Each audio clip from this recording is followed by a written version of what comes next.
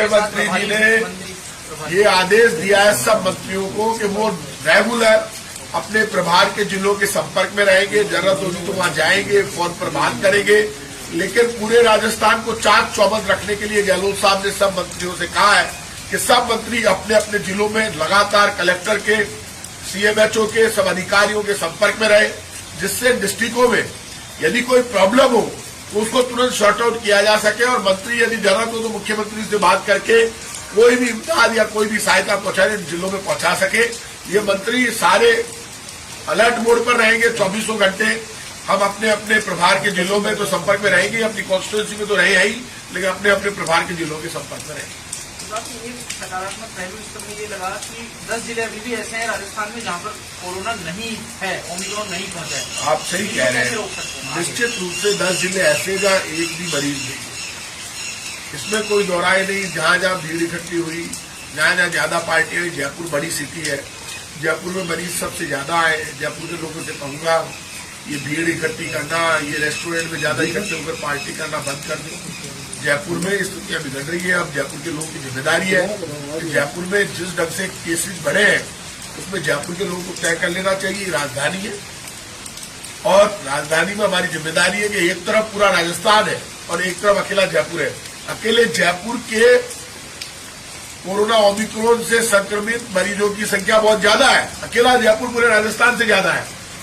तो कहीं ना कहीं हम गलती तो कर रहे हैं जयपुर के लोग, तो जयपुर के लोगों को भीड़ से बचना पड़ेगा। ये पार्टियां वगैरह बिल्कुल बंद करें, सावधान रहे और सावधान रहकर ही हम अपना बचाव कर सकते हैं। क्योंकि मेरा मानना है कि अब जो जयपुर की संख्या बढ़ी है उस संख्या को रोकने के लिए जयपुर वालों को ज्यादा अलर्ट मोड पर आकर और जो सरकार के सख्त फैसले उनको मानना पड़ेगा, तभी हम ओमिक्रॉन से बचाव कर पाएंगे। Thank you. मामला आया जब मैंने अखबारों में पढ़ा तब मैंने ये कहा था कि ये जो 2016 के तत्कालीन महाप्रबंधक के खिलाफ नोटिंग बदलकर, आईएएस अधिकारी की नोटिंग बदलकर ये जो मामला आया था उसमें भ्रष्टाचार का मामला मेरे सामने आया था। मैंने इसमें जांच के आदेश दिए, सारी कार्रवाई सामने आ जाए, उसके खिलाफ सख्त कार्रवाई की जाएगी। क्योंकि इस तरह के मामले यदि कहीं सामने आते हैं तो उसमें गंभीरता के साथ एक्शन लेना हमारी जिम्मेदारी है। मैंने डिपार्टमेंट के अधिकारियों को कह दिया है कि जो खबर फ्रंट पेज पर छपी वो खबर गंभीर है। इस खबर की गंभीरता को देखते हुए जो तथ्य, मैंने पूरी रिपोर्ट मेरे पास मंगाई है और इस पर सख्त से सख्त कार्रवाई करेंगे। पार्टी के साथ एक बड़ी दिक्कत हो गई है कि वो बीजेपी में होड़ लगी हुई है झूठ बोलने की, गलत तथ्य प्रस्तुत करने की, और लगातार झूठ बोलने में सबसे आगे कौन दौड़ कर निकलेगा। यही कारण एक भी बयान जनता सीरियस नहीं लेती। लगातार झूठ बोलने से बीजेपी की साख गिर रही है, बीजेपी के नेताओं की साख गिर रही है। बार बार देश की जनता, प्रदेश की जनता, राजस्थान के लोग बीजेपी के नेताओं से उम्मीद कर रहे हैं कि वो अपने कामों को गिनाए, बताए केंद्र सरकार ने क्या क्या काम किए। आप ये बताओ, इन्हीं बीजेपी के लोगों ने कहा था अब नोटबंदी की चर्चा पूरे देश में वापस शुरू हो गई।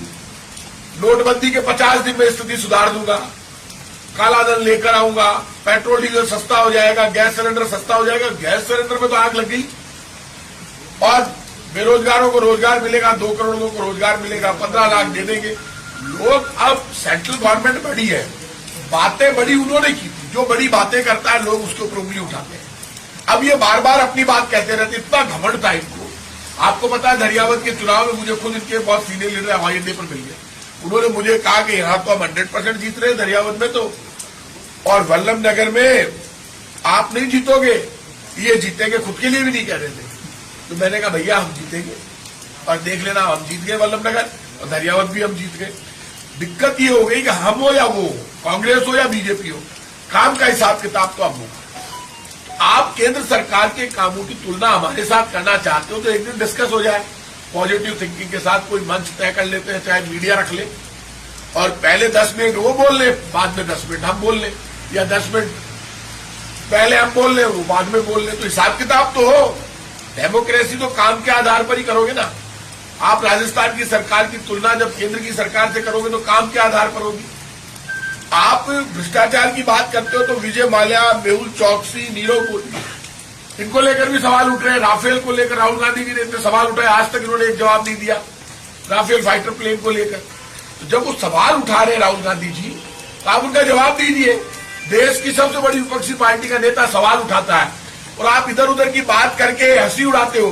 जब ये हंसी उड़ाते हैं तो लोग इनकी हंसी उड़ाते हैं कि बीजेपी के लोग नकते हैं, ये दांत निकालकर और सीरियसनेस खत्म करना चाहते हैं भ्रष्टाचार के मुद्दे पर। इनके दांत निकालने पर लोग हंस रहे हैं आजकल बीजेपी वालों पर। इनको इतना घमंड हो गया है, कोई भी सवाल कांग्रेस के नेता या सीनियर लीडर्स उठाते हैं तो जिस छोटी हरकत के साथ ये बयान देते हैं उससे लोगों में बीजेपी के प्रति बड़ी नाराजगी है।